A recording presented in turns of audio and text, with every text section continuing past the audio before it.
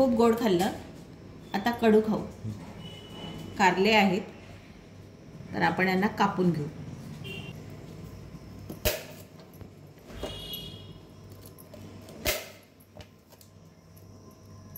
Cut करून घ्यायचं दोन्ही बाजूनी आणि आपल्याला असे त्याचे काप करायचे।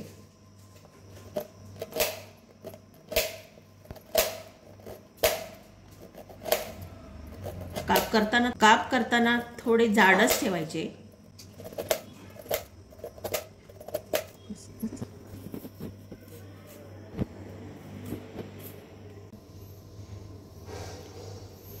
हे बघा कापून एवढी झालेली आहे।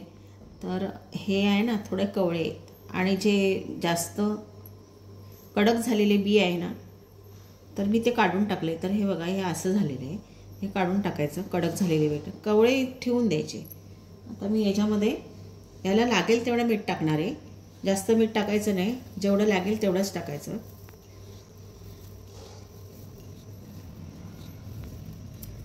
हा 1.5 चमचा आहे साधारण मीठ बारीक। आणि कारली आपली 1 किलो आहे। हे हळद आहे, हळद 2 चमचे घेतले मी, छोटे 2 चमचे। आता हे सगळं याला लावून घ्यायचंय, सगळ्या बाजूने असं लावून घेऊ आपण।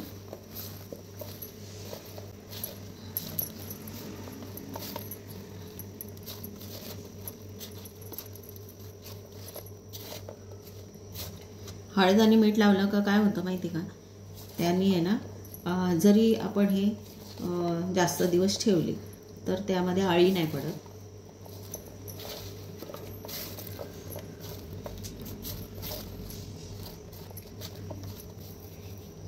आता बाजारात भरपूर कारले मिळतात, तर हे आणून असं लावून आपण वाळवून घेऊ। तर हे आता ऊन पडते भरपूर, तर मी हे उन्हात टाकणार आहे। टाकताना सकाळीच टाकायचं, म्हणजे दुपारचं ऊन आहे ना तोपर्यंत हे थोडंसं सुकलेलं असतं आणि लवकर वाळतं। तर मग असं सुटसुटीतच टाकायचं।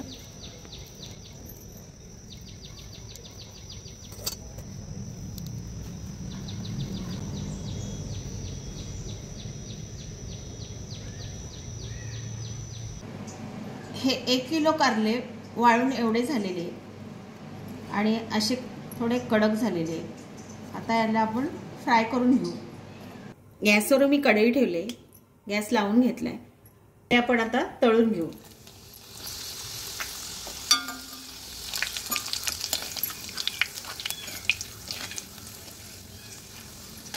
तेल तापलं की गॅस आहे ना थोडा मंदच ठेवायचा आणि आपल्याला मंद गॅसवर असं कुरकुरीत करून घ्यायचंय। हे बघा कसे फुलले।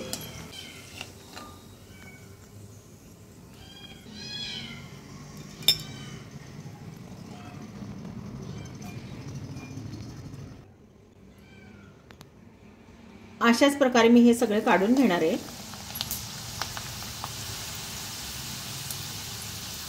कारले अजून चटपटीत करण्यासाठी आपण हा लसूण घालणार आहे। याच्यात पॅनमध्ये थोडं तेल घातले मी, हा मीठ घालायचा। हे थोडं क्रिस्पी करून घ्यायचं आहे आपल्याला। हे थोडे असे ब्राऊन झाले का हा मसाला टाकायचा।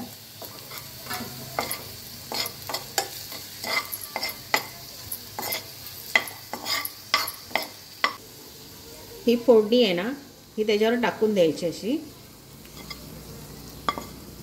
आता ही तुम्ही जेव्हा खाल तेव्हा तुम्हाला हा कारला आहे असं वाटणारच नाही।